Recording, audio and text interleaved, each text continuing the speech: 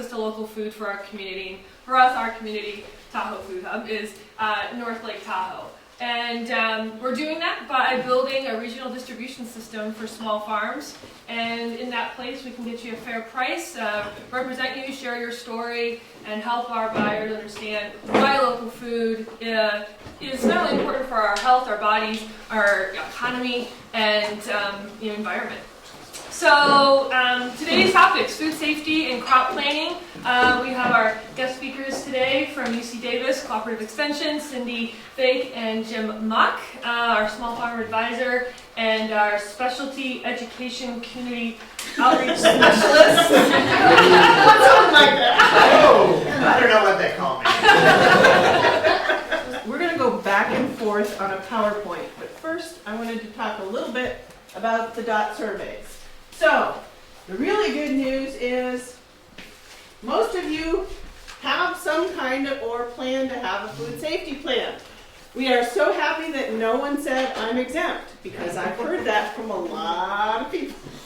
We were hoping to catch you there. The most important safety risk on your farm, these are actually what we call the 4 W's, except that we object to the idea that manure and compost are waste. Those in the food safety world believe it's waste, but we put manure and compost. It's a resource. It's a resource, yes. A very important resource.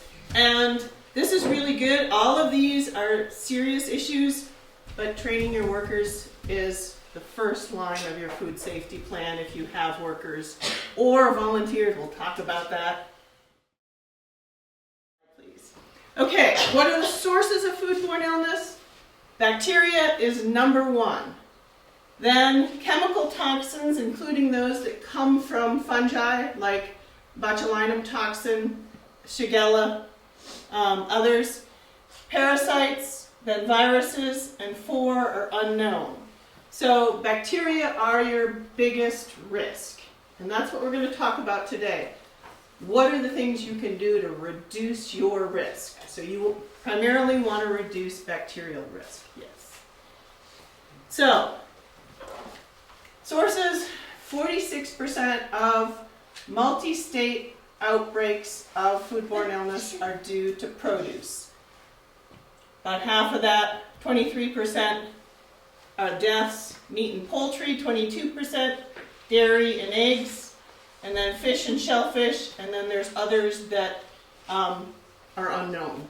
There's always some unknown numbers. Next. Okay, so multi-state foodborne illness outbreaks. For us, for produce, these are the top ones right now. In your handouts, you have a yellow sheet that gives you, there's little baskets on it over the years. So sprouts are the number 1 thing. They're actually a category of their own under USDA and FDA rules because they are considered very high risk. So there's been 6 multi-state outbreaks since 2011. You can see a variety of different kinds of sprouts. Then, who knew cucumbers were a risk? Cucumbers appeared in 2009 as a foodborne illness source, and we were discussing them, and everybody thought, well, it must be those ones that are packaged in plastic or the thinner skinned ones. No, all 3 of them were American type slicing cucumbers. So, however, to Ross's question, 2 of them, the cucumbers originated in Mexico. One of them, they originated in Maryland. Cantaloupe, all of you have heard of Jensen Farms. That's before this, that's 2011. So melons in general are considered higher risk. Honeydew has also been a culprit. They sit on the ground, and we'll talk about that issue.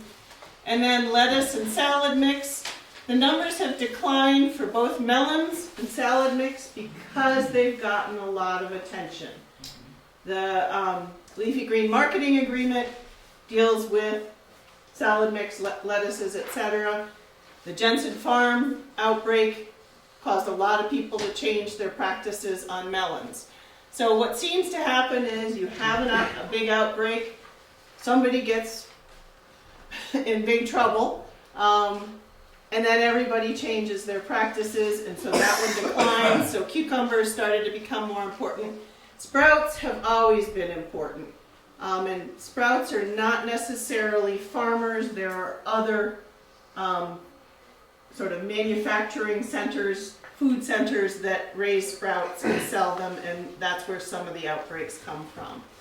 So those are key things in recent years.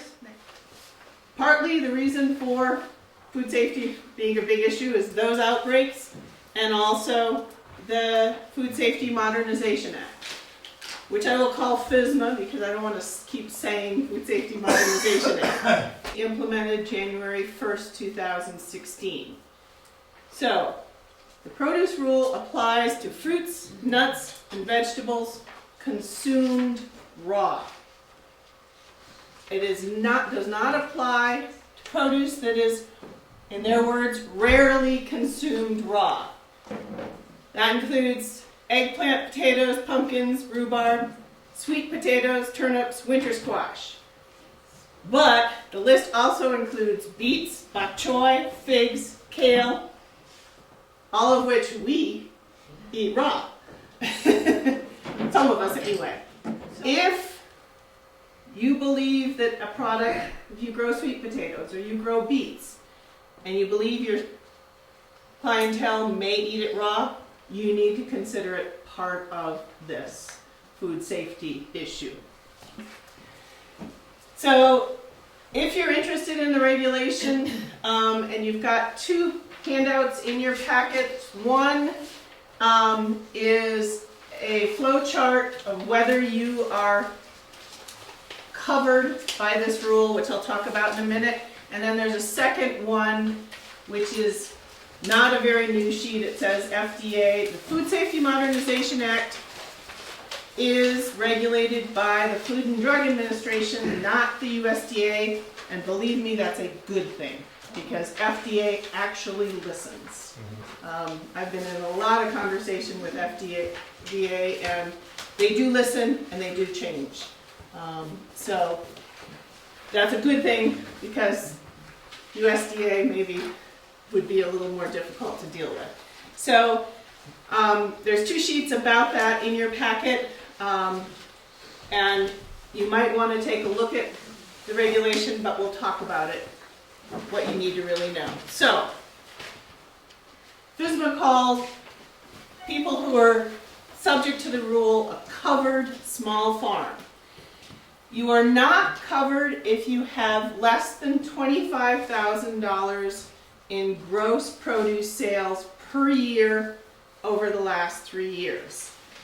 And I will say this, that is a rational number, because that is not an economically viable farm if you only have $25,000 in sales. So USDA made that determination, yes. And it's just produce. It's, well, Yeah. there's some places where it still says food. Right. Okay. So I'm assuming that will be fixed in the final rule, but I was like, okay, is it food or is it produce? Is it food or is it produce? It goes back and forth. So Good catch, Dina. yes. Yeah, it's a little... The documents are a little bit conflicting as to whether it's food or produce. So you are covered if your produce is eaten raw, or the parts of your produce that are eaten raw. Small farmers are qualified exempt if they meet all of the following criteria.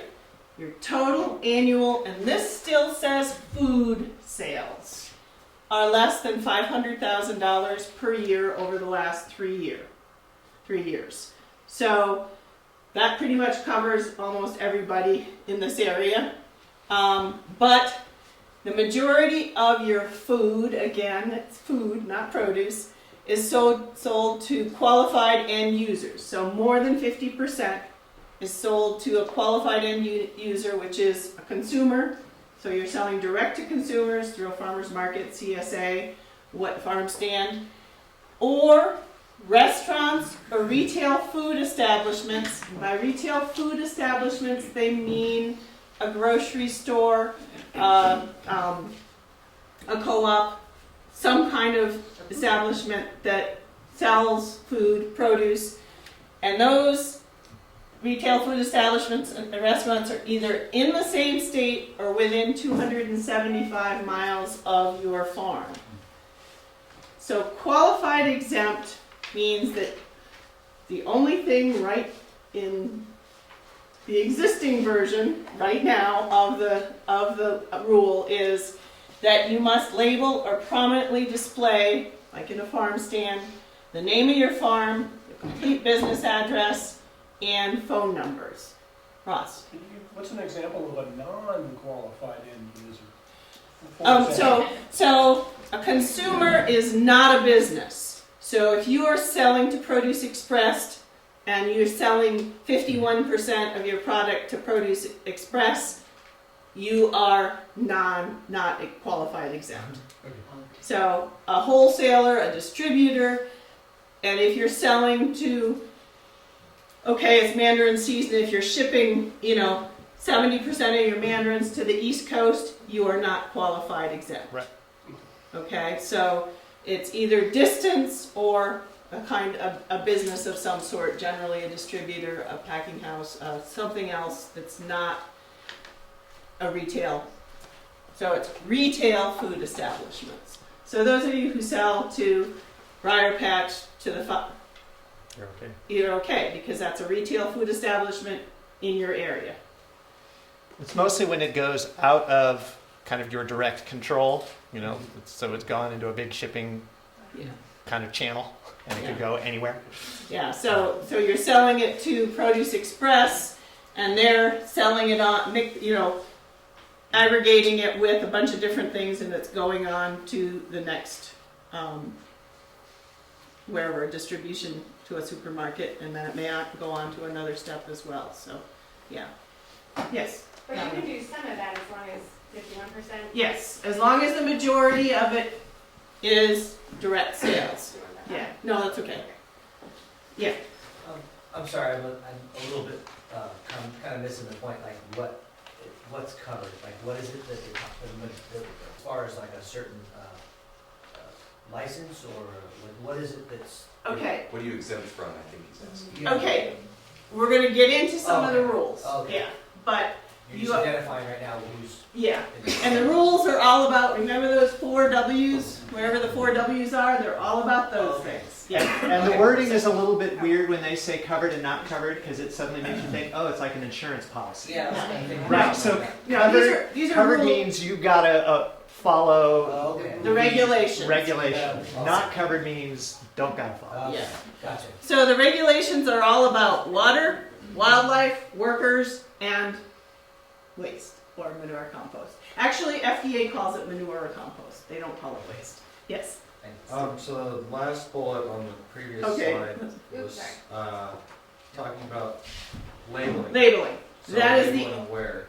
Okay, on your product, or if you're selling in, say you're selling in a farmer's market, so you are, in the state of California, required to have that information readily available. If you have a farm stand, you have a placard that says this is Sal Orchards, whatever the address is, whatever the phone number is. If you're putting a box of produce out, you need a label that has that information on it. So if it's you're, going to Briar Patch and use that label. yes. Yes. If it's the farm stand. You does can the have one does the placard. Certification work? That's got a name. No, it says Address. prominently display. Okay. This That's is not defined. Your cert needs to be prominently displayed, but the signage needs to be legible. They haven't, unlike CDFA, they haven't given the size of the letter. This speaks to the new farmers market banner requirements, Yes, because that's your prominent display. Yeah. That's why you have to add address and all that stuff. yeah, Also, it's looking for farm stands. Yes. yeah. Okay, other questions? We'll get into more details as we go on, but you're welcome to ask questions. Okay, Dina, thank you. Okay, other food safety requirements, even if you're exempt or qualified exempt from FSMA. you are still required to meet state and local requirements. So your county environmental health, Placer and Nevada environmental health departments are pretty strict. And the likelihood is in the next few years they will adopt the FSMA standards and they may not have exemptions. CDFA, California Department of Food and Agriculture, you have a little multi-page booklet in your packet. That booklet, all of you, how many of you have a producer's certificate? Okay, everybody who has a producer's certificate should have looked at that booklet before, because you have to sign something that says that you've read it. Yeah, you signed and already said you read it, so I hope you read it. Yeah. If you haven't read it, read it after this workshop. Because then you will be telling the truth. Yeah, you read it, you understand it, and you are going to Abide by the rules. Right, yes, yeah. Is that in the fine print? So were they supposed to give this to us? It's on your cert. The link is on your cert. Yeah. It says when you sign your cert, you're saying that you have read this booklet. So that's CDFA rules. The State Department of Public Health, Environmental Health and Public Health, and Departments of Agriculture have different standards. So you may be, Environmental Health has some rules about, especially in Nevada County, about moving produce and what you need to do. So just because you're qualified exempt from FSMA doesn't mean you're not subject to other food safety rules. So just to let you know that part of it. Next. Okay, then there are industry requirements. So there are marketing agreements. The best known one is the Leafy Greens Marketing Agreement, LGMA. That's a voluntary agreement, but you can't sell to any of those suppliers unless you abide by it. Again, signs say you're doing it. Other commodities, tomatoes, avocados, citrus, have similar agreements.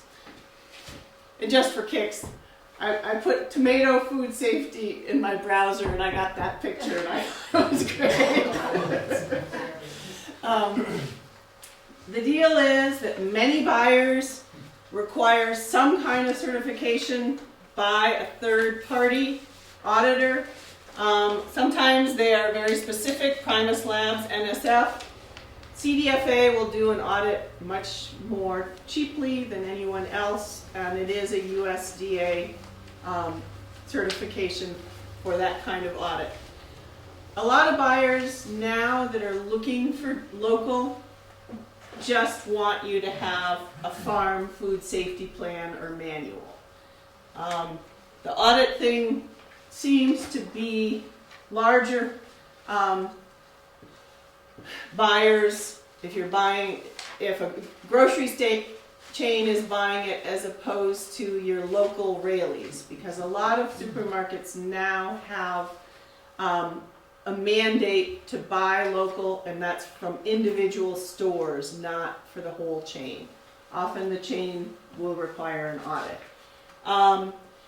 And also, this is coming up, some farm liability insurance companies are now requiring certification and or audits. So it's something that you're going to need one way or another. You're going to be required to do, but you also, for your own safety, need to do it. Yes? CCO also started. That's right. Yes. Yeah. So there's lots of ways to do an audit, including a self-audit, following generally the USDA protocol, and self-certifying, which will work for the moment, but I don't know where it's going to go. Next, thanks, Dina. Okay, GAPS.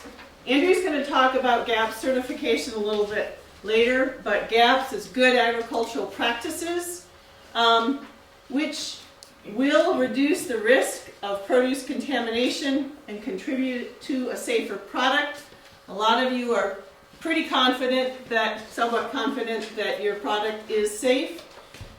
GAP certification may allow easier access to some markets, and GAP certification also requires record keeping, and if a food safety issue does occur, those records and proving your safety practices may reduce your liability. However, GAPS is not equivalent to FSMA. It is a much broader. It covers more than food safety. It covers worker and pesticide safety, notifications, etc., which food safety, so it's a broader set of standards than Food Safety Modernization Act. The other thing is, GAPS is a voluntary program, FSMA is not. So, the Food Safety Modernization Act, even if you're not subject to the requirements, basically, you need to be following them. We picked 10 things that we thought would be the most important things for you to think about in terms of your farm and what would reduce your risk. Because, as we know, you will be qualified, exempt for the most part, from FSMA, but you still need to have food safety practices. So the number one thing is understand that food safety on your farm is your responsibility. It's not someone else's. Even if you get certified, audited, whatever, it's not the auditor's responsibility, it's not the certifier's responsibility, it's your responsibility. And good food safety practices can protect you and your customers. So basically you have to think about it as a cost of doing business. Because if you're not using good food safety practices, you could lose the farm, actually quite easily. Because food safety issues are not just about large farms, large distributors, etc. They are small farms as well. So if you don't pay for it up front, it might cost you in the long run. Next.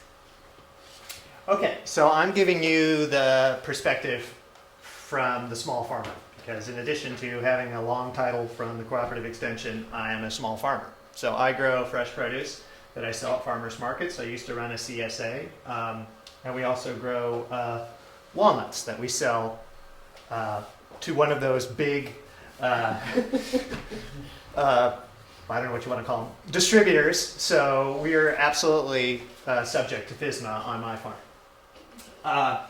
So when you are working with food safety and you have your staff, the biggest thing you've got to do is communicate how important food safety is, because it's going to affect everything they do throughout the day when they come into contact with the food that you sell.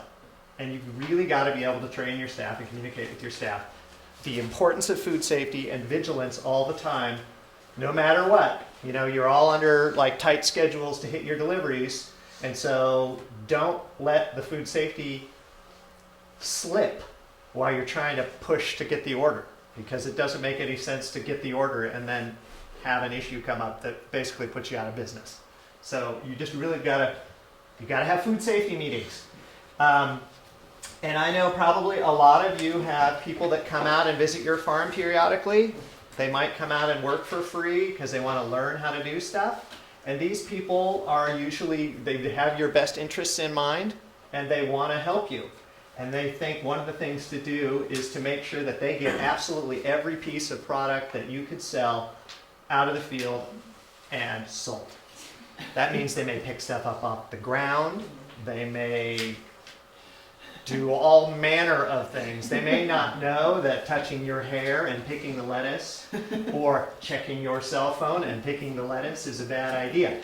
So if you have those helpful people come out, you've got to absolutely get them up to speed on food safety, because otherwise you're putting everything at risk. And once in a while, you know, you might have woofers, and woofers are kind of the same thing. They really want to help you out, and a lot of times they don't have any idea how to harvest what you've just asked them to harvest or do what you've asked them to do. So you really have to demonstrate to them the proper techniques, because these are people that may be on your farm one day. Anybody in here use woofers? Nobody's used woofers. Anybody know what I mean when I say woofers? Okay, good. Anybody need to know what woofers are? Okay. So yeah, you can go. But one other thing is also kids. Right. Kids have no idea of personal hygiene. So if you've got kids harvesting produce, it better be what you're eating, maybe not what you're sending to the Tahoe Food Hub or somewhere else. Right. Because, yeah, they don't, sort of the barriers that you learn as you go through school are not there, and it can be an issue. And I added hunters here because I don't know if anybody has hunters come through their property. We have some friends that hunt on our property, and they were trying to be helpful to me. And, you know, like, we're out hunting in the crops, and then brought me some stuff. And I'm like, you know, I really didn't want you in the crops. You could be anywhere else. But, yeah, I don't know. Pheasants? I have no idea. I don't hunt. So, you know, anybody who walks onto your property, you really have to, like, kind of educate them very quickly, mostly to stay out of your crops, or to pick and help you maintain your food safety. Yeah. So the next thing you need to do is make a plan, write it down. If your plan is not written, and if you do not have records that are written, as far as any food safety authority, you don't have a plan, you don't have any records. Doesn't matter what you do, but if it's not written down, it isn't real. So make sure you write something down, but make sure that you only write down what you think you can do. If you say that you're going to, you know, wash out the packing area every day at the end of the shift, and you only have time to do it every 2 weeks, don't say you're going to do it every day. Say you're going to do it every 2 weeks. So you can get yourself into a lot more trouble if you've got a plan and you really can't do it. You don't have time to do it. Be reasonable and rational in terms of how much time you have to spend on these practices. And do them, follow it, and record what you do and when. Yes? How long do you need to keep those records? I don't know that there's any set rule, but generally 3 years is the rule for most farm records. You know, within that period of time, mostly the records are actually to protect you, to say, yes, we washed this down. Yes, we're facing, you know, we're following some kind of plan. And this is what we do. If you were going to sell, I got a call day before yesterday from someone who, I forget, some grocery store, local, not a chain, but a local store wanted to buy from him. And so he was asking me for some information on different things. And so it's like, you need to have it written down, you need to be following it, you need to have a clipboard, a checklist, something that it's happening, that you're washing out the bathroom, you know, once a week or whatever it is that you're doing. And hold on to those. I mean, you can transfer written things into the computer, but you want to hold on to that written page, the paper page, because a lot of people are not going to trust your computer records if you're updating it all the time. And you can specify that in your plan. Yeah. You can put your records retention policy in your plan. Yeah. So there's lots of different templates. This is one that the Risk Management Agency funded. So that's one, the University of Minnesota, the On-Farm Food Safety, and UC Davis has one as well. There's zillions of them out there. All the different commodities have template food safety plans, especially leafy green marketing agreement, tomatoes, citrus, etc. Yes. Yes, they are. There is a printed sheet. You got a couple printed sheets. You've got this, which has all the words on the PowerPoint, and then you've got another one that's sort of creamy colored, and those references are at the bottom of that. Next. Okay. Okay, so my food safety plan is really simple. You can get deep into a food safety plan. But it's just like what Cindy said. I only put things in there that I could actually do. Then you get in less trouble that way. And it's simple. It is about 15 pages long, but that's single-sided page. You know, it's just like you have to address each area, and it's in the binder. I keep the binder in my packing area. I essentially use the food safety plan as an operations manual. When I had employees, the employees could go to the food safety plan, and it had a page for lettuce. You know, and we talk about how we harvest lettuce, and it talks about the container the lettuce goes in, and how the container is handled out in the field, and the tool that we use to harvest the lettuce, and how we sanitize the tool, and then how the lettuce travels up from the field and into the packing shed, and, you know, step. So you can use it that way. And so that actually helped keep the people working for me to know what they're supposed to do, and so then they do it the right way. So keep it out where people can refer to it. And then I do update. It's kind of a living document. So the things change, and you've got to change. So get out there and you know, keep it on your computer. I keep all the pages on my computer so I can update the page, print the new page, pull out the old page, put the new page. That's it. It's pretty easy. You know, but don't go down the wormhole. And you know, it's when you get to some of these templates, there's going to be a million questions, and you don't necessarily have to answer all of them. So you just have to kind of think it through. So those of you who answered yes, it's on my computer in a binder somewhere. Yes, it's good that you've got it, but you got to use it. You got to follow it. And those of you who are going to develop one, hopefully you'll have a few more resources after this. And you can also call me and ask. Yes. The hardest part to me seems like following through with the documentation. Like, how deep are you going with that?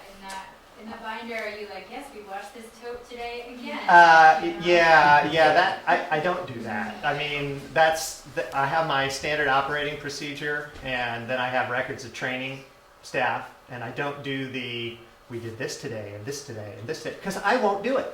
Yeah. It's not possible for me to do it all. Yeah. It's just like monitoring, you know, they want you to monitor your refrigerator temperature and keep a log of it 3 times a day. It's not going to happen. It's just not going to happen. So Dina, you got a question? Yeah. Well, we just have a whiteboard with the dates for the whole week, and we check off all the things like sanitizer and Right, wash and then you can water, take a picture of and it. we take a picture. Yeah. So it's a week long. Yeah. Yeah, that's a good idea.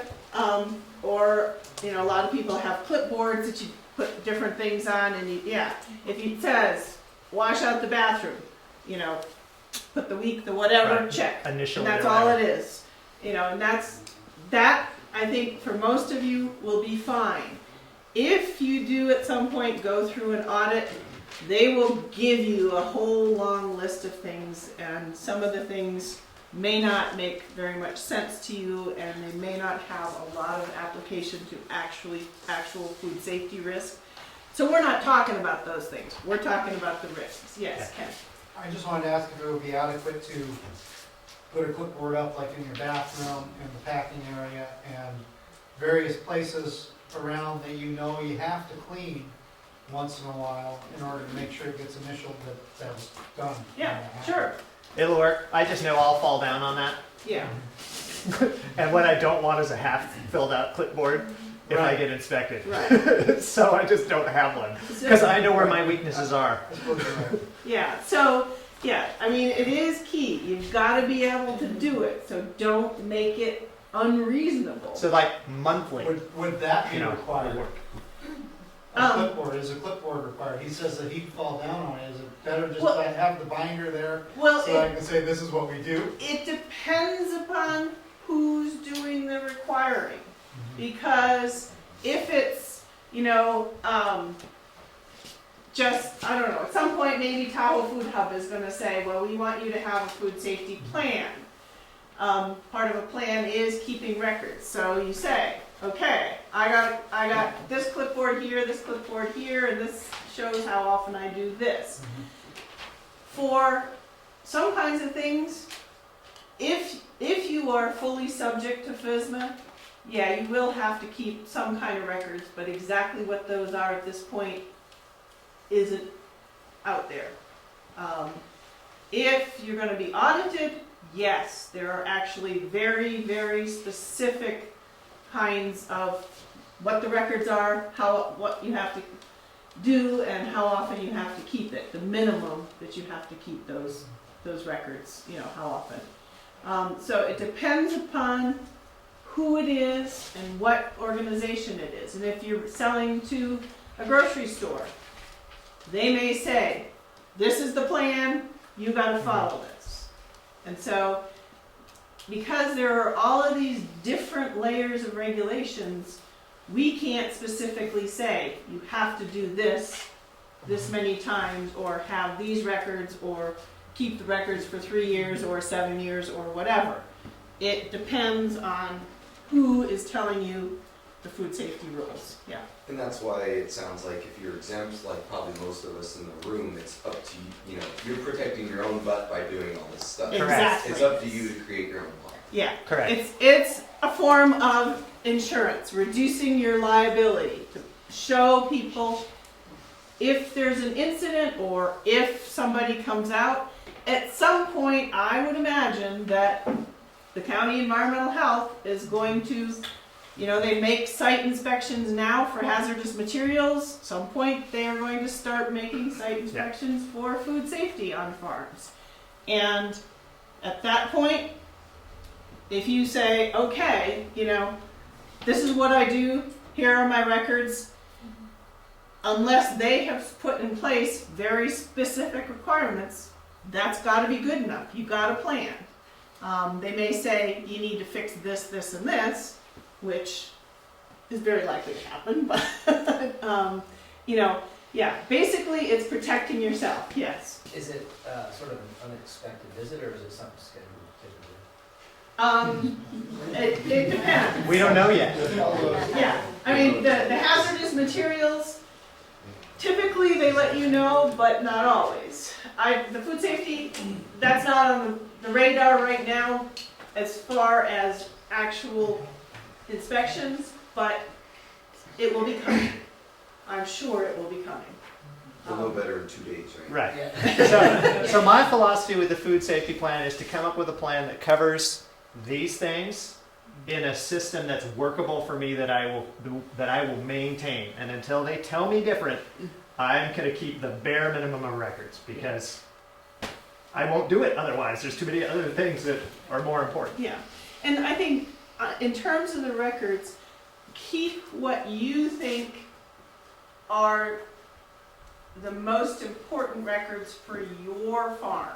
So if you use manure compost, well, if you're certified organic, you need to have those records anyway. For those of you who are how many are certified organic or planning to be so? Okay, so a lot of you keep records that can serve as food safety records as well, because a lot about food safety is trace back. So when you harvest, how much you sell, the use of composts and manures, the use of inputs, all of those things come under food safety.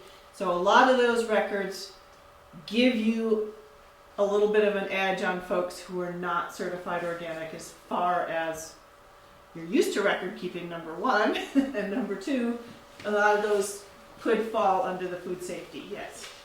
Do you think it's possible to do like a short video, like speech for just a minute, saying this is what we did this week? Or do you have to actually write down everything? Written would be better. Yeah. Yeah. Both is even better. This is the federal government, and the federal government likes paper. They're not I millennials. shouldn't be saying that on They're just not millennials. They're not going to look at your phone. Okay. No.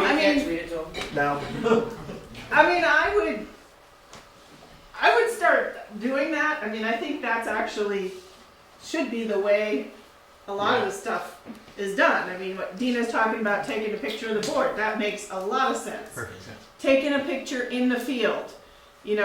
We're harvesting and, and there's deer poop. And so we flag that off. We're harvesting this part, 3 plants, 5 plants away from it.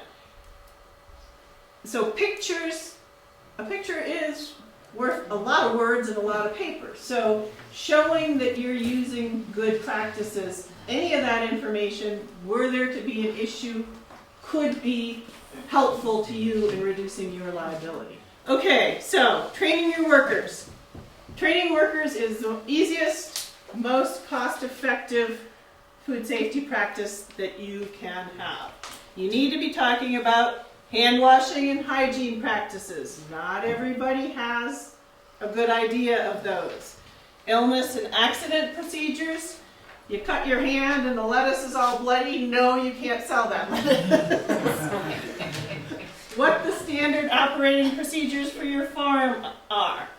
So this is a very simple but environmental health compliant hand washing station. A jug of potable water, paper towels on a stand, you gotta have them on a stand, soap, wastewater, that works. That's all you really need. You do need to provide bathrooms to any workers or any people visiting your farm. Llamas. And I just couldn't resist that picture. I love that picture. The llama is not food safe, but washing the toilets is necessary. So you need to train everyone. And what Jim said, visitors, family, kids, whatever. Anybody that's doing things in your fields, in your orchard, to be aware of food safety risks and to follow your standard operating procedures. The other thing is, you do need to be a good role model. If you have family and other folks coming on the farm, if you have workers and you just say, I don't need to do that, they're going to think the same way. So, you got to be a leader in this. Okay, so training your staff and visitors, really, and you really actually have to teach people how to wash their hands. I know, it seems silly, the happy birthday song, twice. There's these helpful little placards, put them up by your sinks so people, in case they're bored while they're washing their hands, have something to read. Yes. I have food safety training meetings, and then we have the sign-in sheets. So this is one of those ways I can document that we were training people.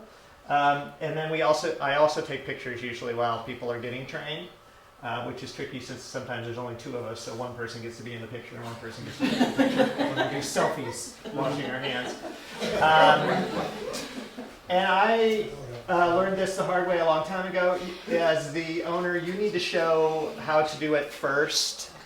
Because otherwise you just say wash your hands, they'll go and they're done. It's kind of like kindergarten. You got to get in there and show everything, and that's all procedures. Safe harvest practices, how you're going to clean out the transport vehicle, where you're going to set the produce when it comes back to the farm, how it's going to move through the packing area. You just have to show it all. Water quality. Know what your water quality is. One of our biggest issues in this area is water quality because we have open ditches. Surface water. Surface water provides the most risk for contamination. So any water that touches the edible portion of your crop, you need to know the quality. You will, at some point, you should be testing your water at least periodically. Most of you won't have to follow the FSMA regulations as far as testing, which we don't know what the final regulation is yet, but you should periodically test your water. Yes, NID, PCWA test the water, and you can read that either online or in their little newsletter, but that is where they tested it, which is above most of the canals. It's not your canal where, the deer walk over and drink out of it, cows fall in it, things like that. Birds poop over it, all of those things. So what PCWA or NID says may not be true at your farm. You need to test your water where it comes onto your farm. Yes. So what happens if you get a water test result back that you don't like, and So then you need to look at ways to prevent the water from contacting the edible portion of the crop. You need to potentially look at ways where you may need to have some kind of sanitizer in the irrigation system before it reaches the crop. So there's, chlorine-based things, there's ozone-based things, there's a whole bunch of things that and unfortunately, generally, they're not all that cheap to add that to an irrigation system. High Most of- maintenance, high maintenance too. Yes, yeah. So, one of the things is, sprinkler irrigation is also the highest risk because you're wetting the whole crop. Drip irrigation is the safest and most efficient, but this is drip irrigation right here. And we have water running over a leafy green. So, not always. You gotta pay attention. Right now, the FSMA is using the EPA's recreational water quality standards. I'm assuming that is what will come out in the final rule, but it will be subject to change as research is being done to find out. Because we have the biggest issue with FSMA and with all of this is there are no standards for irrigation water for what is safe on produce. And we don't have good science-based evidence. Most of the indicators are for generic E. coli, which is sometimes, I would say occasionally, an indicator of pathogenic E. coli or other pathogens, but not really. So the science for water quality is very poor for agriculture. So at the moment we're using recreational standards. That's going to change probably in the next year or two. Okay, so I only irrigate with well water. We test our wells. So we have one well up by my parents' home, which is where I pack the produce, and that's the household well. And then we have one down in the field where I produce the crops. We test them both. They're both potable water. And the reason we test every year is we're near an Air Force base. And in the 1950s and 60s, the Air Force wasn't all that vigilant about where jet fuel went. So, we're kind of always watching to make sure that we don't have some sort of contamination of really nasty stuff in our water. I do almost exclusively use drip irrigation, but once in a while we'll use sprinklers on some things like potatoes, where I don't eat the leafy greens. But because we use potable water, even if I was going to use it on lettuce, we're probably okay, but I try not to use it because of the soil splashing. So generally, it's drip irrigation for me. So, yeah. Last year, unique situation with the drought, I found it was, I had to irrigate my cover crops. Right. That seemed like a good solution because I have a pond and I have NID water feeds the pond. Otherwise, I would use drip irrigation. Right. But, that's a solution for me to irrigate my cover crops. I overhead irrigate cover crops because I'm not going to eat them. Yeah. Yeah. So usually only things that, you're going to eat raw leaf, the raw leaf of, you've got to be super careful about the water going on there. Yeah. Okay. Number 5, minimize risks with compost and manure. Be prudent. Plan 120 days between applying it and the harvest, even for tree crops. Right now, FSMA is following the NOP standards, National Organic Program standards, which say 120 days for crops that may contact the compost or manure, 90 days for those up off the ground that are unlikely to contact it. But 120 days, back a year or so ago, they were going to say 9 months. So that's something that FDA listened on. FDA listened on the water, they listened on the compost and manure. But make sure that if you're using manure, you're composting it properly. Because some foodborne illness pathogens can stay in there for more than 3 months. If you're using compost and manure, that is something you want to keep records on. If you're certified organic, you're going to be doing that already. But when you apply it, what you apply, where, etc. But also be aware of neighbors' use of compost and manure, because the pathogens can be carried airborne, on equipment, also in runoff water. If you have any runoff, any water coming from a neighbor's property, it could bring the pathogens onto your property. Do you have a question? No. Okay. I have a comment on that. Yes. Placer County has a county ordinance concerning the cleanup. Now, I'm not a horse owner, and I will take exception to people that are. It's okay, I like the manure, but I don't like the manure coming from my neighbor. And Placer County has an ordinance that requires horse owners to pick up that manure and to deal with it. And it's very, very poorly enforced in western Placer County. Yeah. No, technically, unless you have fields that are agricultural fields that you spread the manure on, you are supposed to clean it up, remove it every 7 days. In Placer County and Nevada County is very similar, but it is not well enforced in either area. Just to put in a plug, horse manure is a very, very good soil amendment. It has a relatively low level of human pathogens, still needs to be composted, but it's readily available, it's free. Sometimes they even deliver it because they're so desperate to get it off the property. It can be win-win. But, I like to encourage people to use it, but you need to compost it properly. Next. Okay, compost and manure. I don't use manure. After one brief experience using raw manure from a dairy, which was like the worst day of my life spreading, I just bad choice.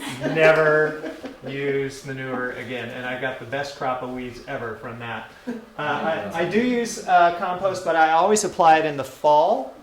It came actually out as an act of necessity because I usually didn't have enough time to do it in the spring. So if I put it on in October or November, it was already on and I didn't have to think about it in March and April. So it all actually usually works out that I have 6 months before I plant.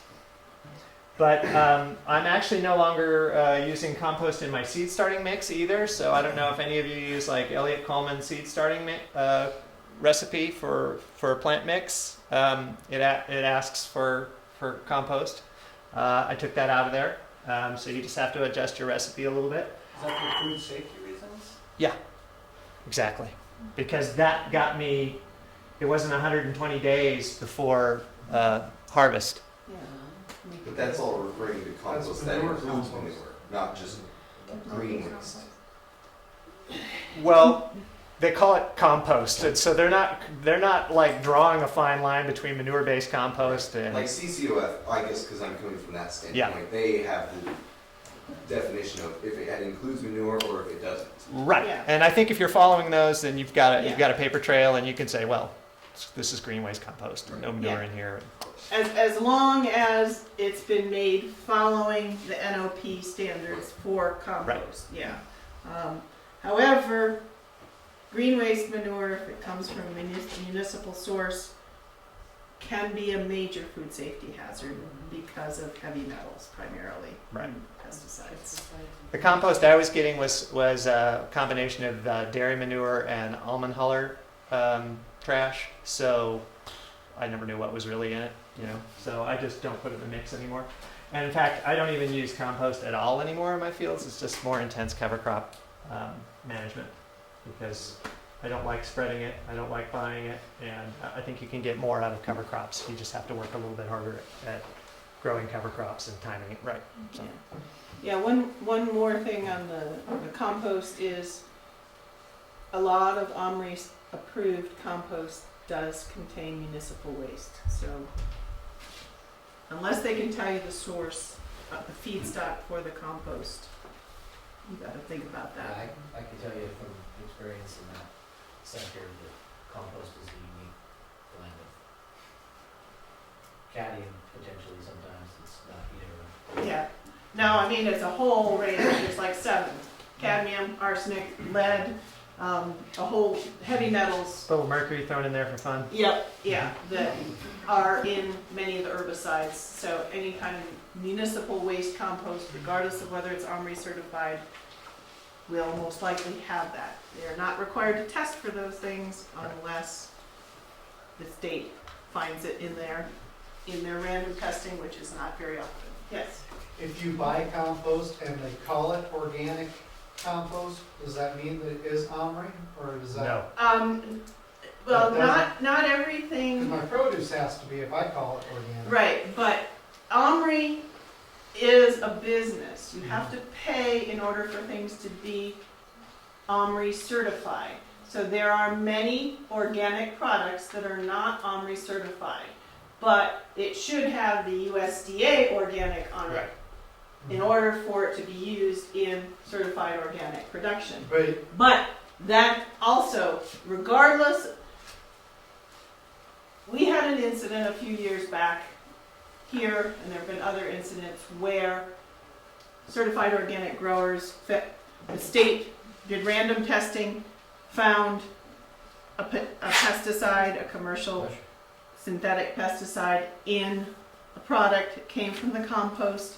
The USDA at that time decided that because we need to use municipal waste, they were going to ignore the presence of synthetic pesticides, heavy metals in certified organic compost. But word to the wise, make sure you know the source of the feedstock of the compost you buy, because OMRI certification, certified organic, doesn't have anything to do with those things anymore. I'm just asking because I get it in a truck, it doesn't have a label on it. But they it's should be able all to tell organic, you And should, that's all I, when you buy compost, buy things, buy the yard, buy the bag, if they can't give you an analysis of it, tell you what the feedstock is, because they are required to test each batch. They should be able to give you a sheet of paper that says, this is what went into this load. they And, sent me a sheet of paper email. okay, Well, that's it. so then that's what you got. It didn't say organic on it, so. Well, Well, yeah. Yeah. yeah, you gotta figure that out. Okay, moving on. Minimizing wildlife risk. Obviously, we have a lot of wildlife, and you cannot prevent all intrusion onto your farm. You can do a pre-harvest assessment of your fields. If there's damaged crop or fecal contamination, you can choose not to harvest those plants in the area around them. So, what's the issue here? Bird poop. Okay, this is actually in a box of apples. Maybe the risk is small, but birds carry human pathogens. So it is a food safety risk. That should not have been put in the box. What's the risk here? Say that's in an orchard. That's deer poop. Well, you have insects that are gonna go to that and then you can go to your food or. Okay. What else? What other risk? Step on it, surface water, step on it. Step on it, take it up the ladder with you. You're going to put your hands on the ladder, maybe coming down. Put it on the fruit. So you want to be aware of it, even in an orchard, even on things that are not close to the ground. Be aware of, and it could be, how many farms here have dogs or cats? Out in the I would field say- with ya. I would say probably 90% of farms have dogs or cats. Yeah. So, It's part of my- dog, part of cat, my animal control process. deer, bird, etc. All of those things are potential carriers of foodborne illness pathogens. So you want to be aware, and you want to, again, train your workers. Next. Poop. So you see we have poop, this coyote poop. And if you really want to analyze the poop, that's the coyotes going over to the prune orchard next to my kale field, because you can see the pits in it still. Like all good things, it will pass with time.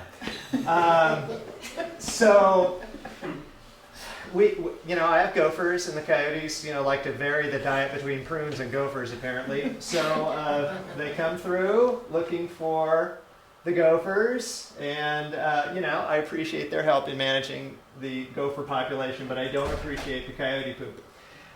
So what I do before I get going on my day of picking is to walk the area, okay? And I carry those little colored flags like you use for marking sprinklers, Yep. And if we come across a problem spot of coyote poop, deer poop, I've had dead animals out there, whatever, whatever the food safety risk is, bird poop on the plants, bird poop right next to the plants, whatever, mark it with the flag. So that way, as you're going through the field, you're coming onto something. Because when you're down picking, sometimes, I don't know about you, but I'm not looking down the row, I'm just moving down the row. And then if you get to that, you got to put the flag in a place where you're going to see it as you're moving down the road. The row, by the way. So then I know I'm in a problem area. And so once I know that I'm in a problem area, typically what I'll do is I'll mark the poop, and I'll mark the distance away that I have to stop picking. So for me, I don't pick the adjacent plants, like if it's in a bed, I won't, and this is the one with the poop right next to it, I won't pick this plant, this plant, this plant, this plant, this plant, or in the bed next door. I won't pick the row next to it, so we leave them a block unpicked. For how long? Well, then what I do, after picking is done for the day, I come back through and I remove the poop, and then I strip those plants so that they'll regrow. For something like kale, that's what I would do. I'd strip everything off that plant and discard it, and then let it regrow, and then come back to it. And that's my system, and that's in the food safety plan, and it's pretty easy to follow. You see that flag, stop.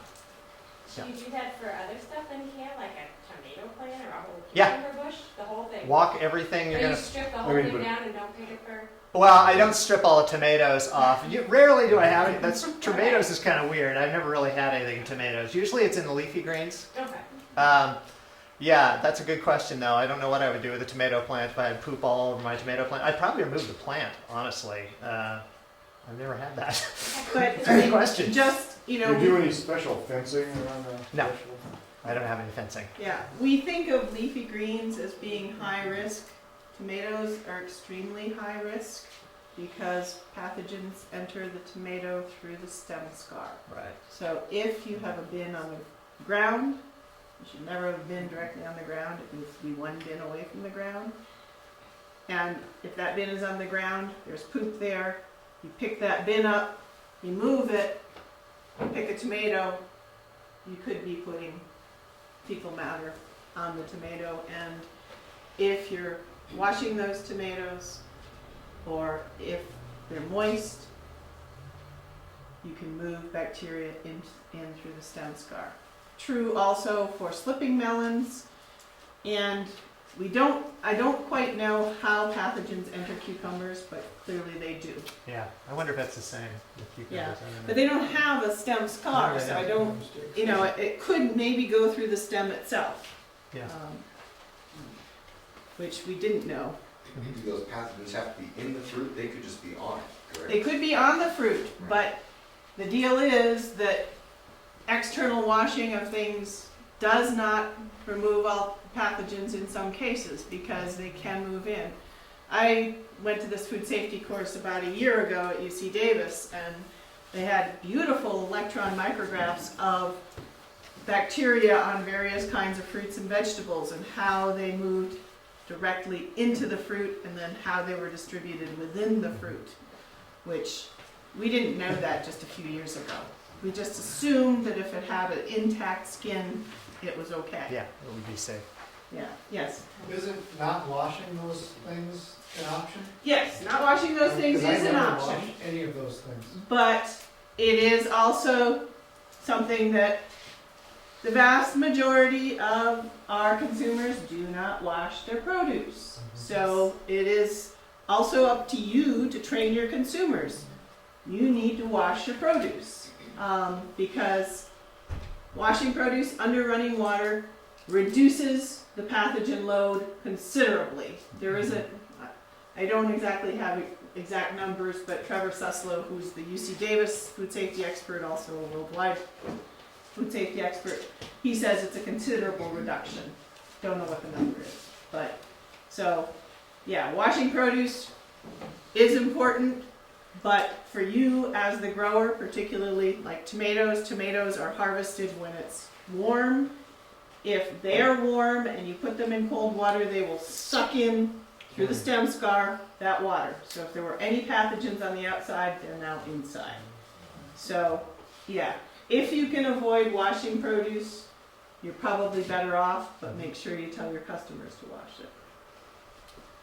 Okay, do not pick drops or damaged fruit. Drops certainly can come in contact with animal feces on the ground.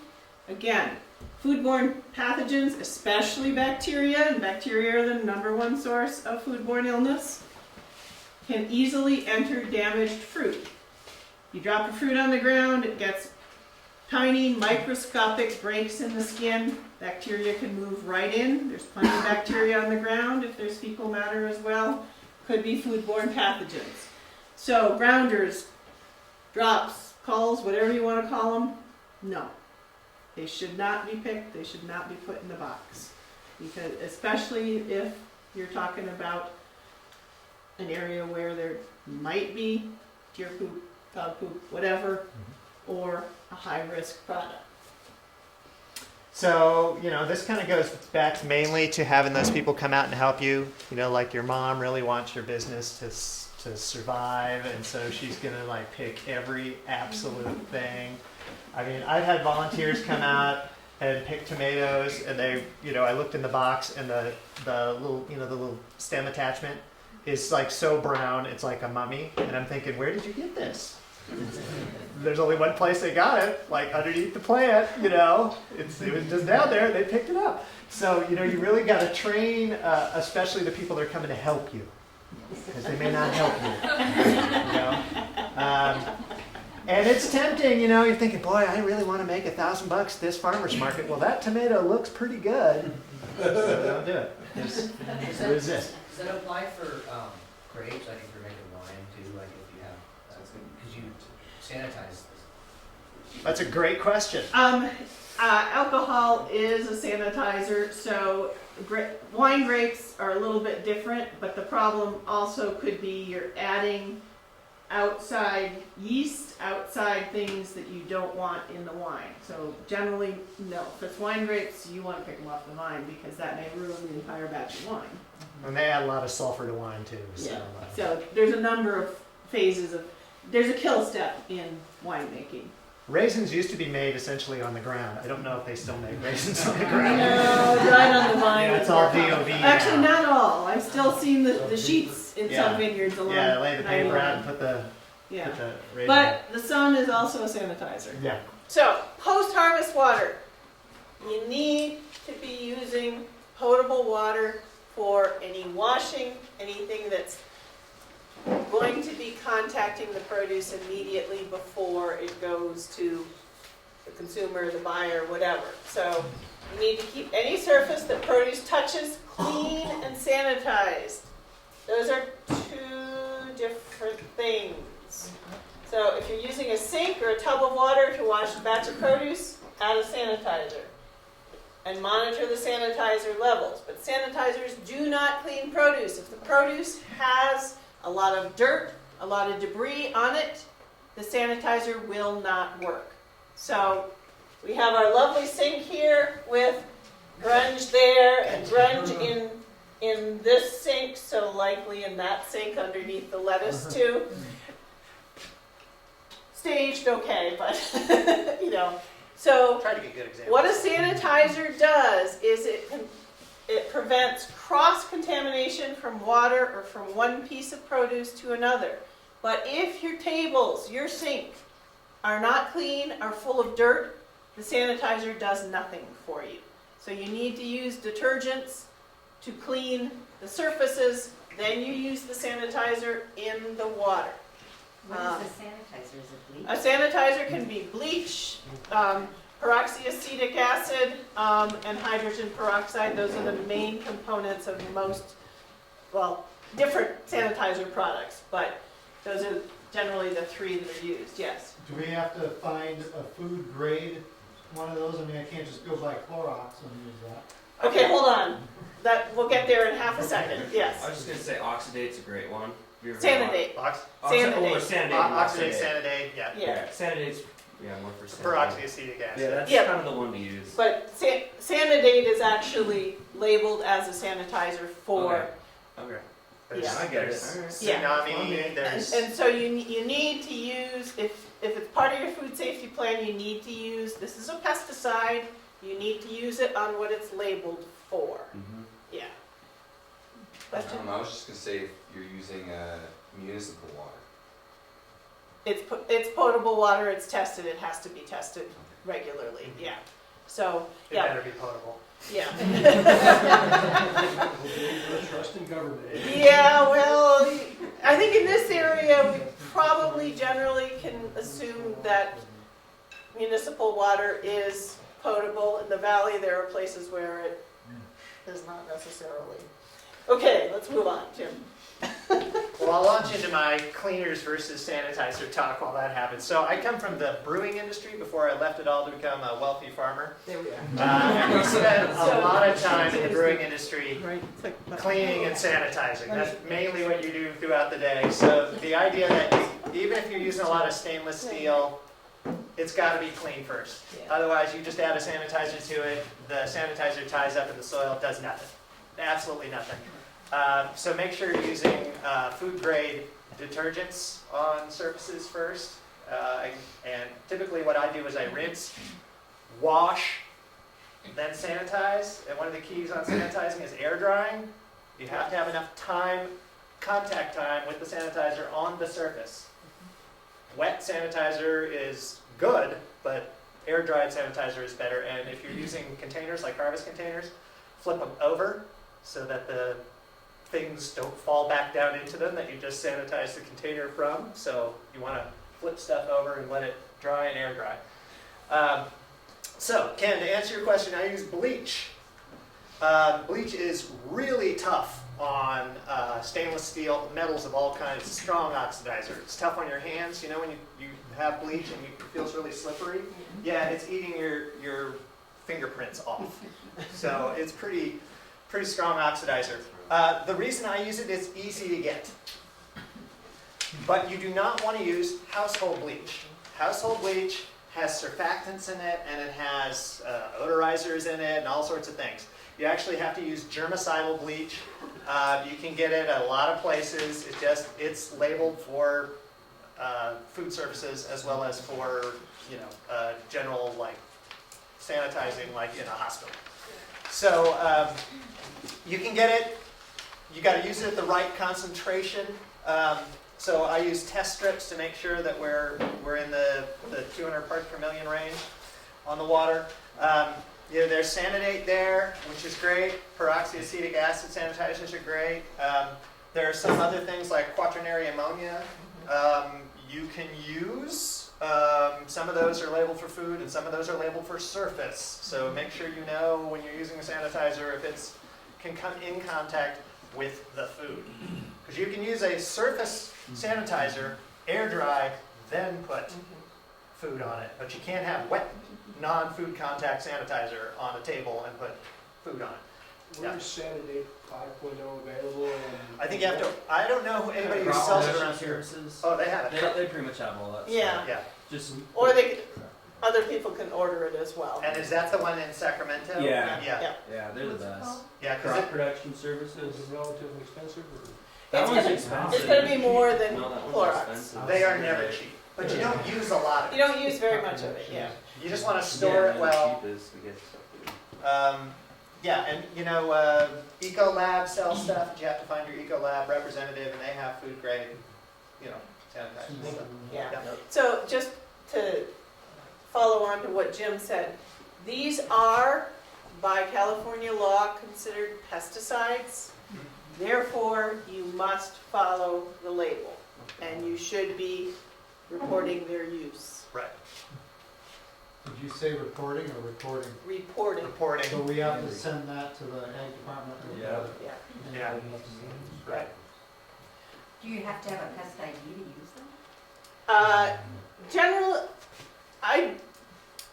Generally not, but Do they make you have maybe. one at crop Crop production? Yeah. Oh, yeah. Yeah. To buy Sanidate, you're going to have to. Yeah. Bleach, you don't have Bleach, to. yeah. You can buy it at Home Depot. Yeah. Yeah. So, But you yeah. gotta be responsible how you use it, you know what I mean? Exactly. Right. So that's the whole thing. No matter what. No Yeah. matter what. Yeah. Yeah, use it on the, as Jim said, on the right, whether it's the surface or the crop, and make sure it's on the label. Is there something that's organic certified? for that? Sanidate is. Oh, Sanidate. Sanidate And is. bleach you can use in certain circumstances for surfaces. Yeah. Tsunami is too. Tsunami is. Yeah. And bleach used to be a no-no under certified organic, but I believe they're allowing it now. Is that Well, right? well, you can use it on surfaces. I don't Surfaces. know On if you can produce. use it on Yeah, the I don't know produce. about I don't that think I so. think the Tsunami 100 can be used in the produce rinse water. Yeah. Yeah, Some yeah. of them can do And both. I saw it on the website. Yeah. Some can do both, so that's why you gotta read the label. Right. Make sure that you know what it's used for.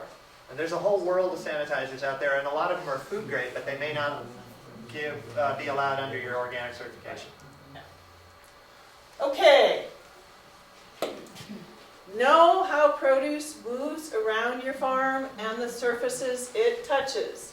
So make a diagram of how produce moves from the field. What's it touching? It's touching a bin. It's touching the ground. You got to get your bin off the ground.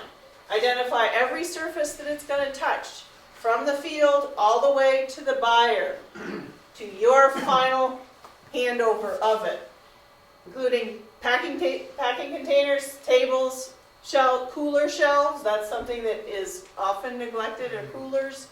I've seen some interesting coolers. So this will help you understand where contamination can occur and help you develop an effective cleaning and sanitation program.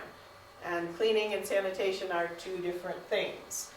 So, produce contact surface cleaning is your very first line of sanitation for your produce. And you're going to be, as I said before, removing dirt and debris with detergent, then following with sanitizers. We already hit on that sanitizers don't work if there's too much dirt and debris. Quick question. Yeah. Something came up during, I think, the U.S. Ag Survey recently, and wash areas have to be on a concrete slab now, right? Have they always been?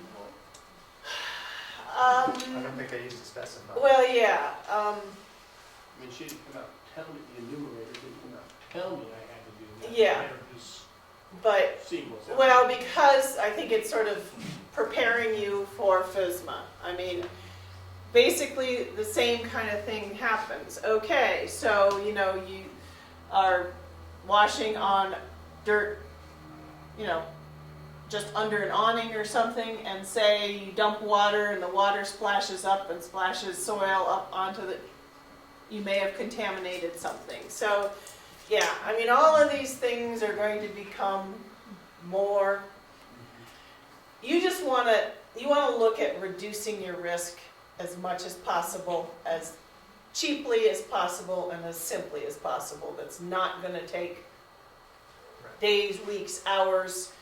You know, operations of relatively sort of medium-sized operations, they have a food safety person. And that's all that person does. Yep. I mean, I've been along on audits and mock audits, and yeah, there's a food safety person whose responsibility is to keep that binder updated, to do the training, to make sure to go around and check out all these surfaces, check out the restrooms, etc. So you don't have that option. You don't have enough people. A lot of you are sole proprietors, or there's a couple of you. So you got to do what's going to most reduce your risk and do it quickly. Yeah. So, like I said, my plan is simple. These are little like hand-drawn sketches, you know? That's all it is, and they're in the binder, you know? You make them on a piece of paper and you just show how things work.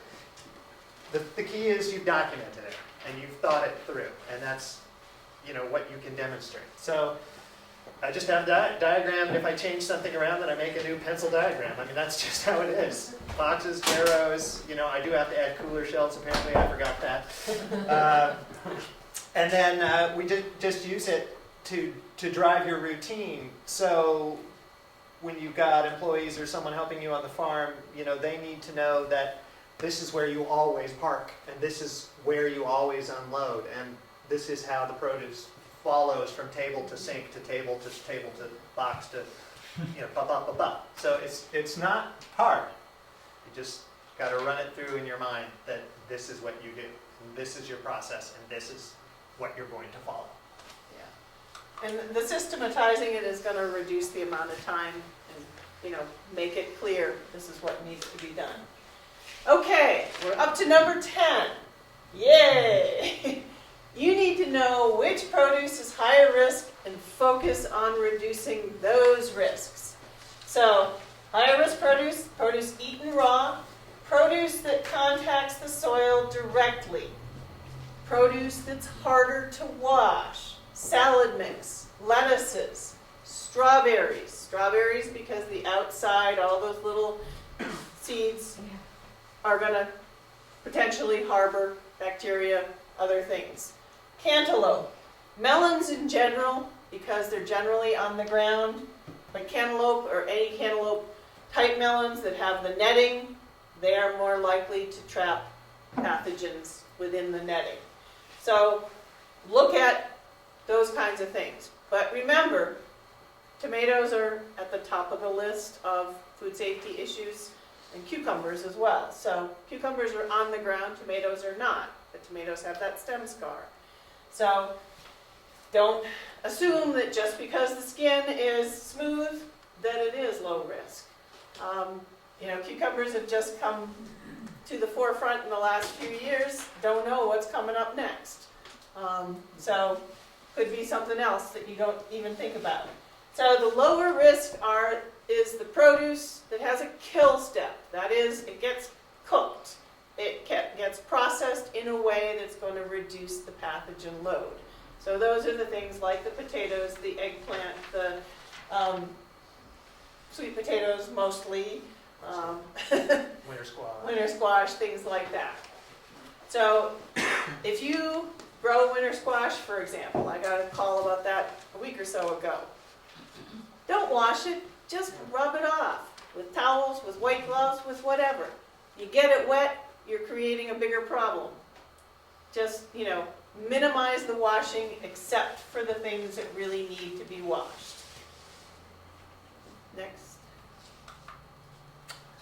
Okay, so I, as a result of some of the food safety things and also being in my extreme upper middle 40s,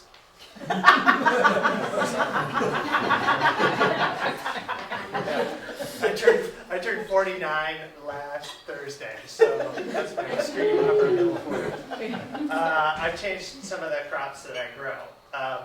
You know, I don't like crawling around on my hands and knees anymore.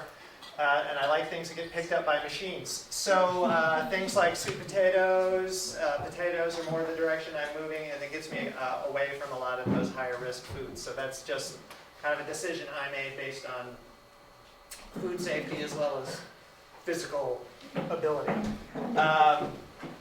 You know, this was probably the last year that I'm doing cantaloupes. And I really like to grow cantaloupes, so just probably not growing them anymore. And that's just kind of for a number of reasons. And so most of the things now that I grow, I'm hoping there'll be things that have a kill step, essentially a cook step, before they're consumed. Okay, so we've been talking primarily about microbial organisms. I just wanted to remind people that there are other things in food safety metal and glass. So those are also considered contaminants and can be a real food safety risk, particularly if it's small pieces of glass in salad mix or piece of metal. Glass is actually fairly common in packing sheds. If you get an audit, you will have to cover all your lights. You need to cover your tractor lights, things like that as well, to prevent glass from getting into the food. Chemical, yeah, diaper tractors if there's leaks, yeah. Pesticide residues are also an issue. They're much lower risk than the pathogens, but they are also considered food safety risks and could put you out of business as well. Next. So, what should you do? Okay, so use common sense and good practices. Look around you, see what your risks are. Water, wildlife, workers, manure and compost. Look at those things carefully on your farm. And develop a food safety plan that includes how you're going to manage those things, identifies the risks, and what you're going to do to deal with them. You can conduct a self-audit. There's plenty of information online where it tells you all of the steps. The USDA audit information is pretty readily available online. You'll find some of it at the URLs that I put on that sheet. But if you just put USDA Produce Safety Audit in your browser, you can get a zillion forms, and it'll tell you all the things that go into audits. A lot of that you probably don't need to worry about. You just want to worry about reducing your risk, unless you have a buyer that requires an audit. And keep records of everything you do. If it's not written down, as far as regulators are concerned, it never happened, it doesn't exist. That's why your food safety plan needs to be written and available. And I think we just have resources, yeah. So these are the same resources that are on that other sheet, but you also have the outline of all of the PowerPoint slides as well.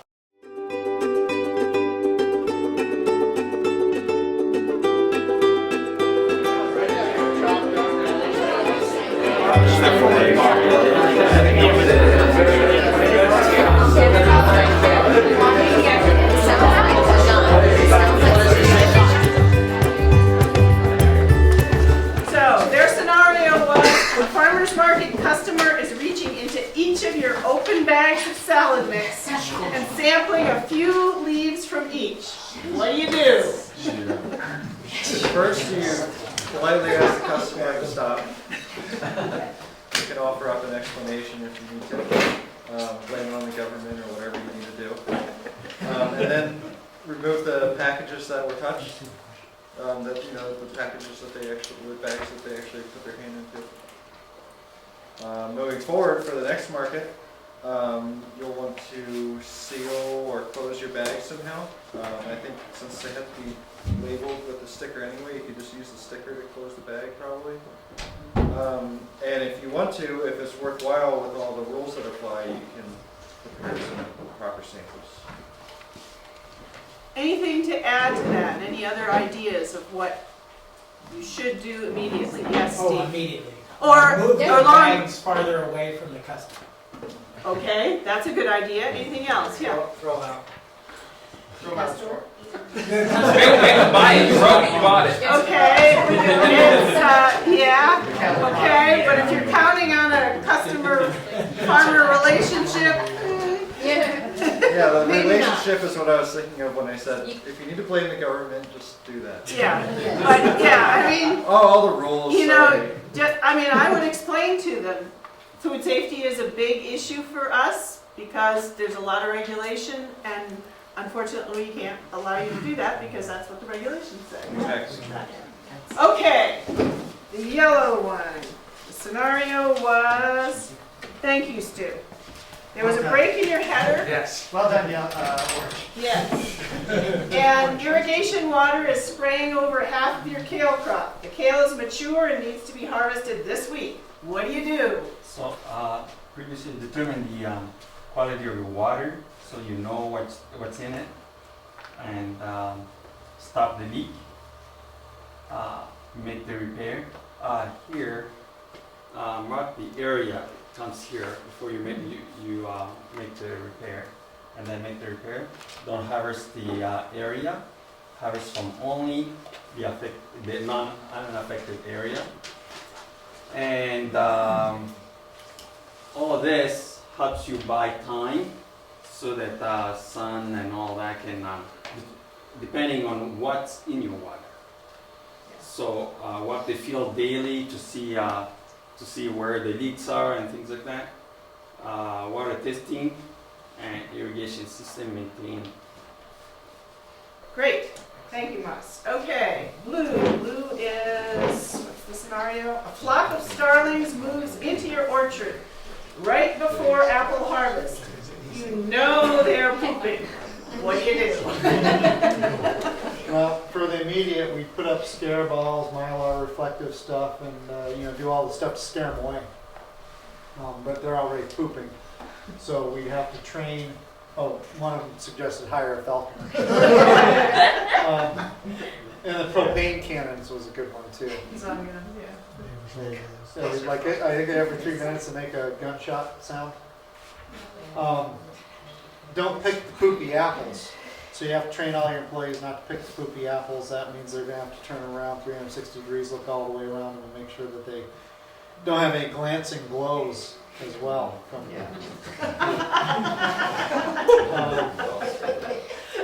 Sell them as cooking apples to make, something that you have a kill, make pies and hard cider out. Preventative, net the whole orchard. Put up a net over the entire orchard to keep the birds out. Or just net the trees to discourage loitering there. Start scare tactics before the birds arrive. Mark the date on the calendar when they arrive to make sure that you get out ahead of them next year. Get cats and drones. Train employees to recognize poop and not cross-contaminate the other crops with the good ones with the poopy ones. Grow crops starlings dislike and discourage insects they are eating. I don't know what the discourage insects they're eating means. The starlings are there for something other than the apples. Oh, right, because they're not really attacking the apples. They must be after something else. I was going to suggest plant a fig tree nearby because they'll eat the figs. That's what you call a trap crop. Yeah. Good Trap idea. cropping. Any other ideas? Good job, thank you. Okay. Yeah, let's clap for all the first three. And Ken. Okay. Now we have green.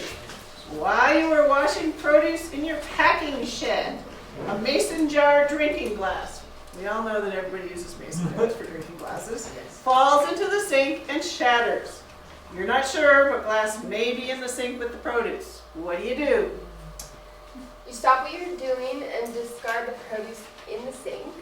You drain the sink and wash the countertops, sweep the floor, and then you refill the sink with clean water. If someone gets hurt in that process, you apply first aid. And also look if there was blood spilled on any other produce you need to discard. And sanitize the entire area if there was any blood. And then file a workers' comp report.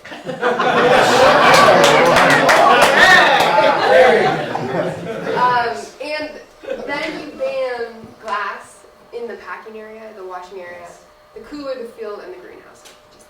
And actually, Natural Training Company does ban glass in their areas. Good. Anything else to add to that? You guys are stellar. Thank you. Okay. Pink. You are preparing a field for a fall planting, and while spreading compost, a wind kicks up and your tomatoes in the adjacent field are dusted, what do you do? Well, first step is walk the field and inspect the concentration of contact. If it's like a row, like a buffer row, or like your whole acreage of that, that's kind of like what is the tipping point on what you do, I guess, was like how concentrated it was. We had a couple other observations of, depending on what you would have to get audited for if you're in that realm of things, record those events potentially, and the steps taken to amend, and then also review your compost origin, if it's certified organic or not, or if it's municipal, that kind of thing. And I think ultimately we were a little torn. We didn't know with food safety what was technically the right answer, but generally speaking, we're like, well, if it's tomatoes, we're probably looking to make some of our overhead off of tomatoes, so we'd probably still sell them after maybe some time occurred of maybe that compost sifting out or drying out, depending how fresh or raw it is. And then prevention for such an event was checking the weather before spreading any compost or cultivating in any way. The old finger in the air with the wind check, and then just like kind of try to cover your bases on the consumer end and instruct them to wash the tomato. Okay, anything to add to that? So you could maybe also look at, if you're doing that, cover the first couple of rows of the tomato plants with something. Excellent. Would it be effective to like sprinkle with, or put up a sprinkler with potable water to rinse down, the plants that are, while they're growing, but like that day to rinse off contaminants, or not really? Potentially, yes, if you have, in that case, if you were actually going to sprinkle the plants, I'd say you need 5 days between the time of doing that and the harvest, because you need the microbial die-off. Billie Jean? I was going to do the same. Okay. Same thing. Yeah, so that is an option. Tomatoes do absorb the water through the stem scar, so you may be getting a pathogen moving into the fruit, but if you can let it sit for 5 days, you probably have reduced the microbial load sufficiently that you'll be okay. We talked about the rinsing, but because of the pathogen, we kind of wrote it off. Yeah. There are different ways of doing things, but if it's your entire field, that could be an issue. I guess the other option might be to sell it to a restaurant for making sauce. That's what I was going to say. That Just would, find somebody that's going to cook it. yeah, Right. that would be the safest route if you're going to sell it. Anything else? I would think maybe with prevention too, it sounded like the field was a little too dry that you were working the compost in, and the compost itself was. That maybe if you thought that was going to be an option, like something going to be happening, is pre-wet it beforehand, so it's got. A lot of times you're not as spraying much compost dusting. onto the field, so it's the compost movement itself, not the soil. So, yeah, Alita? Yeah, my question was just, would it be worse to wet it? Well, because then you're gonna that's make a it so it can absorb the. That's a debatable compost. option, but you still have an attachment to that stem scar. So Right. okay. It's gonna be iffy. I would say probably if I were gonna do it, I would find a restaurant that was gonna cook the tomatoes rather know, than that sell them seems- for fresh market. Maybe like the safest thing, but if you're talking, and that was where we were having a hard time, is it depends on how much of the crop, because Right, if exactly. you're growing heirloom tomatoes, you're That gonna, could be a lot of it's your gonna be unrealistic right. that any Exactly. farmer would actually do that. Right. But food safety might be. Well, but the issue would be, yes, you get money from that, but if you caused a foodborne illness outbreak, you could lose the farm, not just the crop. So, there's a lot of information that we didn't give you. So there were, the scenarios are going to be different, but you want to err on the side of caution. And so that might be selling them as cooked tomatoes, or to be cooked. Tina? And in the prevention, I don't know if this was mentioned, but adding compost just at a certain time of year when Right. there aren't rain. Yes, schedule. for your longer term, yeah, excellent. That was Yeah. kind of the idea behind these scenarios, is these are things you actually have to deal with, and so you can kind of adjust your farm practices to avoid that, hopefully that situation ever happening, but your neighbor might. Yeah. Right. But if your neighbor is an issue, you may want to put in some kind of windbreak, even if it's an annual, sunflowers, corn, something, so that you don't have that issue if it happens more than once.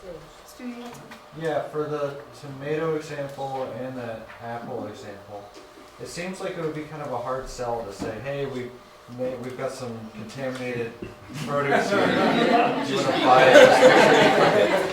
People contaminated tomatoes. Those would sell. Well, I mean, yeah, it does. Make sure they cook it. So. It does depend on who your buyer is, Yeah, I they mean, understand. fruit in an orchard, yes, there are fruit that you're gonna find bird poop on, and that's something, if have a farm stand or a farmer's market, you need to be culling as you're putting out your product to make sure that you don't have those kinds of things. This tomato one is a difficult one because it is a high-risk piece of produce. It is potentially, for a lot of people, a lot of money. So you're going to have to make some decisions about it, and what works for you may not work for someone else, and the degree of contamination. So you have to use judgment on things. What is the actual risk? Is the compost very low risk? It's finished compost. You know the source of it. You know that it's good compost, unlikely to have foodborne illness pathogens in it. Okay. No, it's not so finished or has manure in it or whatever.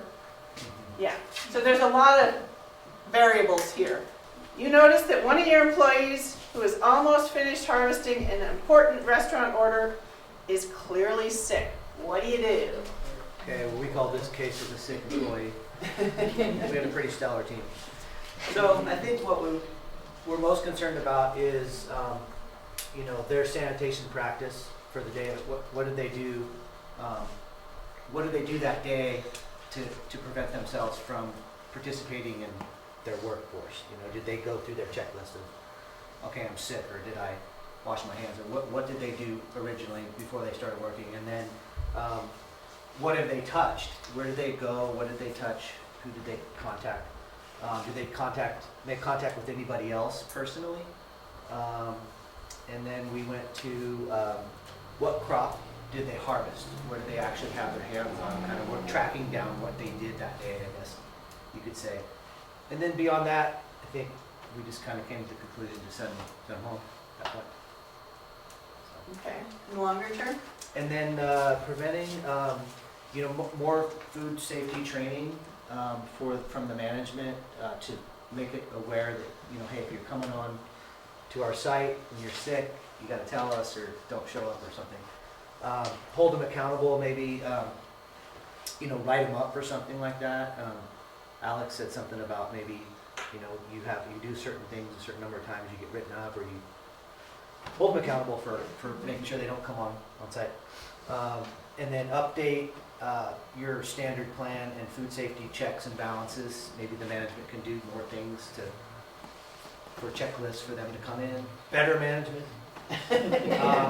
And then maybe, Catherine, I think, Kathleen said more staff backup, in case someone's sick, maybe someone can come in. Yeah. I mean, you should have as part of your SOP, if you're not feeling well, you notify me or the manager immediately, as soon as you arrive in the morning. Yeah, that's where we were talking on the, Yeah. go through and see, was that in your standard plan of procedures? Yeah. Oh, it wasn't. But What else? Yeah. Anything else to add to that? You didn't mention what you were gonna do with the restaurant where. Well, that was part of the what crop did they harvest. If it was something that was like lettuce and things like that, we're probably just going to have to end up, and depending on what they were sick of, just trashing it as, as not have it go out, and dependent upon, is it something that's going to be cooked or something that isn't. And Okay. that was part of the. Good. Yeah. Okay. Thank you all very much. Give yourselves a round of applause.